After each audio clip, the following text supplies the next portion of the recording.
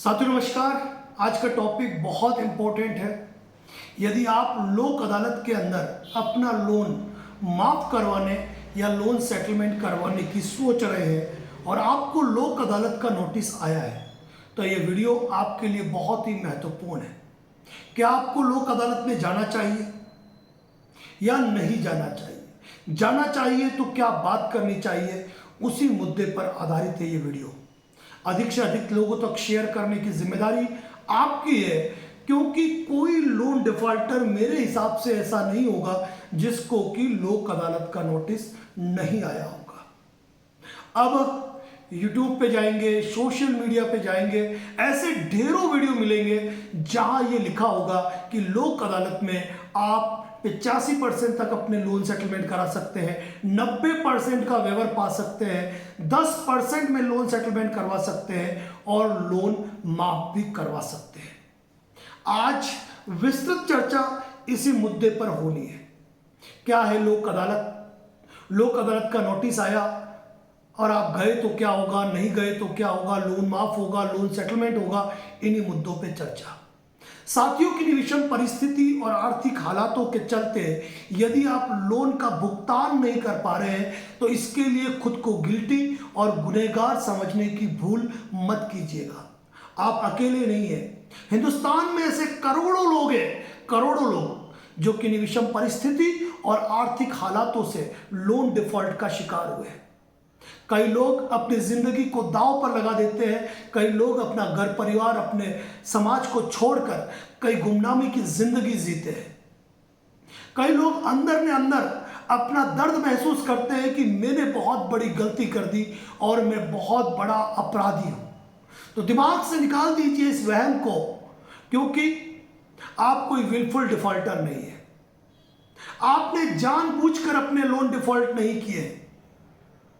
आर्थिक हालात से मजबूर हैं आप और मल्टीपल लोन के दलदल में यदि धंस गए हैं तो उसका कारण एक ही था कि आप ये सोचते रहे कि आज नहीं तो कल किसी तरह हम इस दलदल से बाहर निकल लेंगे, आज नहीं तो कल मेरा व्यापार अच्छा चलेगा, कुछ चमत्कार होगा और मैं इस लोन की दलदल से बाहर निकल जाऊंगा। ये सोच सोचकर, अपनी सिविल को सोचकर कि मेरी सिविल नहीं बिगड़े, ये सोचकर कि मेरे घर परिवार को ये मालूम न पड़ जाए कि मैं लोन के दलदल में धंस चुका हूं, आप लोन पर लोन लेकर अपने क्रेडिट कार्ड का रोटेशन करवाते करवाते, रिश्तेदारों से लेकर, मिलने वालों से लेकर, पहले तो आप मल्टीपल एनबीएफसी कंपनी के लोन के दलदल में धंसे थे और आज रिश्तेदारों से भी पैसा उधार लेकर आप उलझ चुके हैं। यदि आप इन परिस्थितियों में आ चुके हैं तो मेरा कहना है बस स्टॉप कीजिए, स्टॉप कीजिए। यदि आप मल्टीपल लोन के शिकार हो चुके हैं तो अब किसी रिश्तेदार से, मित्र से पैसा लेकर भरने की जरूरत नहीं है। कहीं और एनबीएफसी कंपनी से पैसा लेकर आपको भरने की जरूरत नहीं है, क्योंकि ऐसा करके आप उन एनबीएफसी कंपनी के लिए भी मुसीबतें खड़ी कर रहे हो और अपने लिए भी। सिविल आज नहीं तो कल खराब होनी है। कब तक रोक लोगे, कब तक रोक लोगे? आप और हम कोई टाटा, अंबानी, बिरला नहीं है कि हमारे बिजनेस में एक नया चमत्कार हो जाएगा और हम सब कुछ मैनेज कर लेंगे। आज नहीं तो कल वो परिस्थितियां आनी है कि आपके घर परिवार, रिश्तेदार, समाज को ये मालूम पड़ना है कि आप लोन के दलदल में पूरी तरीके से धंस चुके हैं, आप दिवालिये की कगार पर आ चुके हैं। आज नहीं तो कल आपकी सिविल खराब होनी है।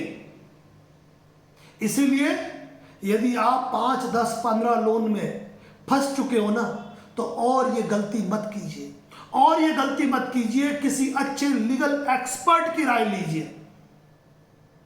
यदि आपका लोन डिफॉल्ट होने वाला है और आप नहीं भर पा रहे हो या आपका लोन डिफॉल्ट हो चुका है तो आप खुद के नाम से कंपनियों को प्रायर नोटिस भेज सकते हैं। हम लोक अदालत की बात करेंगे, लेकिन कुछ मुद्दे की बात करनी जरूरी है कि यदि आप लोन के दलदल में धंस चुके हो तो सबसे पहले तो अपना एक चार्ट रेडी कीजिए और प्रायर नोटिस भेजने की तैयारी कीजिए।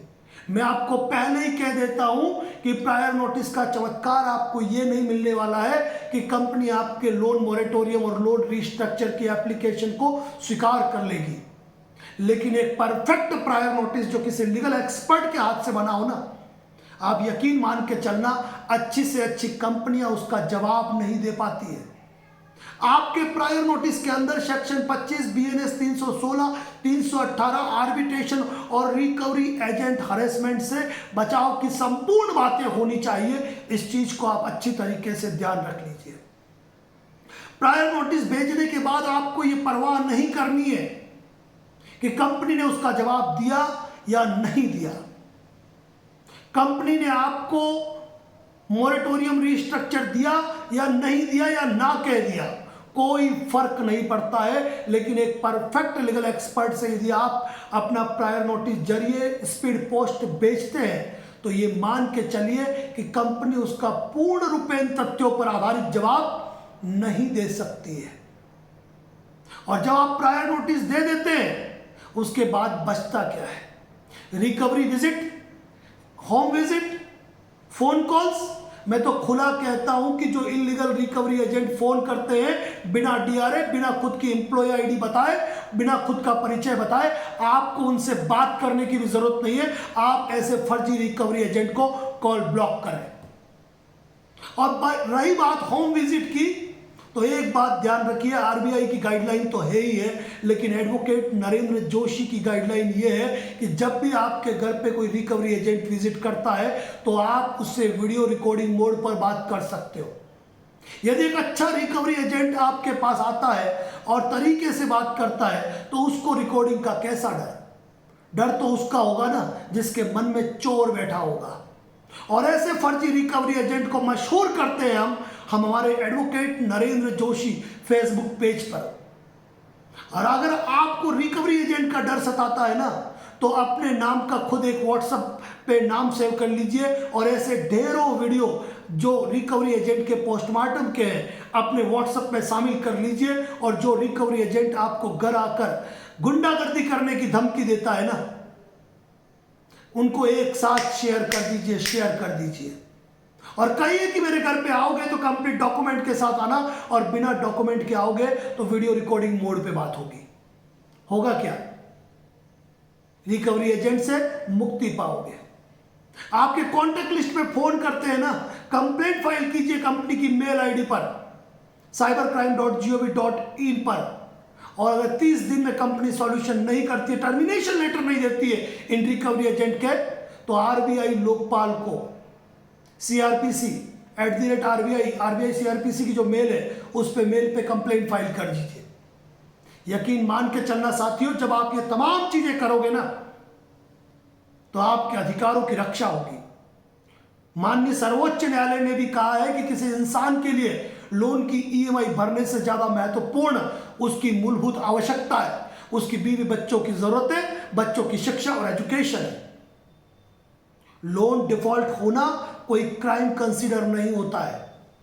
यह एक सिविल डिफॉल्ट है जिसके लिए कंपनी के पास सिविल उपचार मौजूद है। चिंता न करें। Advocate Narendra Joshi YouTube channel membership पे जाकर देखोगे तो ढेरों सेटलमेंट लेटर मिलेंगे हर कंपनी, हर बैंक के। क्योंकि बैंक भी अगर कानूनी कार्रवाई करती है ना तो मामले को निपटाना चाहती है सेटलमेंट के जरिए। तो साथियों, डरने की, घबराने की जरूरत नहीं है। सेक्शन 25 का नोटिस आया, आप पैनिक हो गए। 138 एनआई एक्ट का नोटिस आया, आप चिंता में डूब गए। आर्बिट्रेशन नोटिस आया तो आपको लगता है कि आपकी दुनिया लूट गई। ऐसा कुछ भी नहीं है, ऐसा कुछ भी नहीं है। हर नोटिस का जवाब होता है और हर नोटिस का जवाब दिया जाता है। और उसके लिए कोई लीगल एक्सपर्ट की राय लीजिए और अपने काम को कीजिए। तनाव में रहने की जरूरत नहीं है। बस यही कहूंगा, किसी सेटलमेंट एजेंसियों के चक्कर में जरूर नहीं पड़ना है, नहीं तो महीने की एक नई ईएमआई शुरू हो जाएगी। साथियों, बड़े बड़े लोन जो लोग कहते हैं कि 30 लाख का लोन है, 35 लाख का लोन है, वो लोन भी 10, 15, 20% में निपटे हैं। अगर विश्वास नहीं हो ना तो चैनल मेंबरशिप पर जाकर देख लेना। सरकारी नौकरी में चिंता में हो, अरे मैं तो सरकारी नौकरी में हूं, क्या इंसान नहीं हो? क्या आपके कोई अधिकार नहीं है क्या आपके अधिकारों का अतिक्रमण किया जा सकता है? अरे आप खुद सोचिए कि कंपनियां फर्जी आर्बिट्रेशन की प्रक्रियाओं में जा रही हैं। कंपनियां मिथ्या आधारों पर बीएनएस 316, 318, सेक्शन 25 के मुकदमे कहां दाखिल करती है? आपसे हजारों किलोमीटर दूर। कहते हैं ना कि मोहब्बत और जंग में सब जायज है। तो कंपनियां इतनी दूर मुकदमे क्यों करती है? क्योंकि वह आपको भी हरेसमेंट करना चाहती है, ताकि आप उस हरेसमेंट से प्रताड़ित हो और लोन सेटलमेंट की गतिविधि पर आओ। डरने की जरूरत नहीं है साथियों, अपने अधिकारों को जानने की जरूरत है। एक बात मैं आपको हमेशा से कहता हूं और कहता आया हूं कि डरने की जरूरत नहीं है और घबराने की जरूरत नहीं है। कोई कंपनी आपका बाल बाका नहीं कर सकती है। इस चीज का आप पूरी तरीके से ध्यान रखें। साथियों, हमें दर्द होता है, हम तकलीफ होती है जब इतने वीडियो पोस्ट करने के बाद भी हम कहीं पर आत्महत्या जैसी घटनाएं सुनते हैं। जब हम सुनते हैं कि पूरा परिवार खत्म हो गया, तो दिल में दर्द होता है कि किसी व्यक्ति की कॉल बुकिंग करने की भी आवश्यकता नहीं थी, कहीं किसी लीगल एक्सपर्ट की राय की जरूरत नहीं होती। इतने वीडियो तो हमने डाल रखे हैं कि व्यक्ति को किसी से डरने और घबराने की जरूरत नहीं है। एक युवती प्लेटफॉर्म पे कट गई और उसके मोबाइल पे रिकवरी एजेंट के फोन बज रहे हैं। मैं रिकवरी एजेंट से भी कहना चाहता हूं, इंसानियत को जगाए, वरना मशहूर किए जाओगे। Advocate Narendra Joshi Facebook page पर आपके वीडियो वायरल होंगे और आप जानते हो, कहीं ना कहीं आपकी आत्मा भी जानती है कि आप जो करते हो वो गुंडागर्दी गलत है। और जब आप फंसोगे ना, जब आप फंसोगे तो दुनिया की कोई ताकत आपको बचाने के लिए नहीं आएगी। जिस एनबीएफसी के लिए आप गुंडागर्दी कर रहे हो ना, जब कानूनी दावपेचों के शिकार होंगे और जब जेल जाओगे ना, कोई बचाने आने वाला नहीं है। हमारे ऐसे ऐसे साथी हैं जिन्होंने रिकवरी एजेंट को बिना डॉक्यूमेंट के डायरेक्ट घर में बैठा दिया और कहा कि तेरे सीनियर को बुला के ला। कोई सीनियर कभी आया ही नहीं। साथियों, मल्टीपल लोन डिफॉल्ट के शिकार हो तो एक अच्छे लीगल एक्सपर्ट की राय आपके लिए जरूरी है। तनाव लेने की जरूरत नहीं है। क्या होता है मल्टीपल अनसिक्योर्ड लोन के अंदर? क्या होता है? Section 25, 316, 318, 138 NI act, arbitration. कब सुना है कोई इंसान के लोन नहीं भरा तो उसको 7 साल जेल में भेज दिया? कहीं देखा है आपने ऐसा? इसीलिए दिमाग में तनाव मत लाओ। चिंता करने की कतई आवश्यकता नहीं है। और यदि आपके मल्टीपल लोन डिफॉल्ट हो चुके हैं और आपको अगर लोक अदालत का नोटिस आया है, तो कंपनी भी आपसे सेटलमेंट करना चाहती है। और अगर आपको लोक अदालत का नोटिस आया है और आपको लगता है कि आपके जेब में कुछ पैसा है, तो उस लोक अदालत के नोटिस को लेकर पहुंच जाइए लोक अदालत में और कहिए भाई ये नोटिस आया है। जज साहब कुछ नहीं करेंगे, सामने बैंक वाले बैठे होंगे, आपके पास पैसा है, बोलो भाई इतना पैसा है, हो रहा है क्या निस्तारण? हो रहा है तो कोर्ट के सामने जमा कराओ, कोर्ट की ऑर्डर शीट पे आएगा। दूसरे दिन आप उस ऑर्डर की सर्टिफाइड कॉपी ले लीजिए, उस ऑर्डर शीट की। अगर लोक अदालत में लोन आपका निपट जाता है ना, तो ऐसी स्थिति में कभी भी कोई सेटलमेंट लेटर की जरूरत नहीं पड़ेगी, आपका लोन खत्म। और जितने भी कंपनी ने आपके खिलाफ मुकदमे कर रखे, कंपनी खुद ब खुद विड्रॉल करेगी। लेकिन यह मत सोचना कि जज साहब वहां पर कोई भूमिका निभाने वाले हैं। बात आपकी और जो बैंक या कंपनी के जो एम्प्लॉय वहां पर आए हुए उनके बीच में होती है। और आप पहुंच गए, बातचीत हुई और बातचीत नहीं बैठी, कोई दिक्कत नहीं, आप वापस आ सकते हो, कोई तनाव नहीं है, कुछ नहीं होना है, कोई गिरफ्तारी वारंट नहीं निकलता है, कई ऑर्डर नहीं निकलता है। हमारी एक रिकॉर्डिंग में मैं आज पोस्ट करूंगा जिसमें एनबीएफसी कंपनी का बंदा कहता है कि लोक अदालत के नोटिस हम जारी करते हैं। अरे बेशर्मो, हद करो, हद करो, तुम कोर्ट नहीं हो। मुझे याद आता है कि एक लॉ फर्म का व्यक्ति खुद को एडवोकेट बताते हुए ये कहता है कि क्या कहता है कि हम जज हायर करते हैं। इनकी औकात है कि इंडियन जुडिशरी को ये हायर करे, किसी जज को ये हायर करे। इनकी इन बातों से डरा मत करो। हम लीगल नोटिस भेज के अरेस्ट वारंट प्रोसीड कराएंगे। तुम्हारे भाई जी का राज है क्या? तनाव लेने की जरूरत नहीं है। और ये बात ध्यान रखिए, लोन माफ, तो मैं एक बात कहता हूं कि लोन माफ नहीं होता है, चाहे लोक अदालत हो कि कुछ भी हो।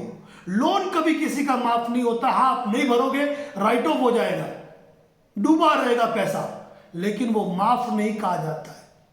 हाँ, किसानी लोन जरूर कुछ माफ होते हैं। चुनावों के दौरान जब चुनाव होते हैं तो सरकार घोषणाएं करती है, वो बात अलग है। लेकिन आप सोचते हो कि आपके पर्सनल अनसिक्योर्ड लोन, आपके सिक्योर्ड लोन माफ हो जाएंगे, तो ये केवल और केवल आपकी गलतफहमी है। आप लोक अदालत में जाना चाहते हो, सेटलमेंट की बात करना चाहते हो, बात कीजिए, पैसा हो दीजिए, निपटाइए। नहीं पैसा है, लोक अदालत में नहीं जाना चाहते हो, मत जाइए, कोई दिक्कत नहीं है। और यदि आपका लोन डिफॉल्ट नहीं हुआ और होने वाला है, तो मैं आपको सलाह यही दूंगा, प्रायर नोटिस भेजिए। हर नोटिस का जवाब दीजिए जो जरूरी है। सेक्शन 25, 138, BNS 316 और आर्बिट्रेशन का रिप्लाई।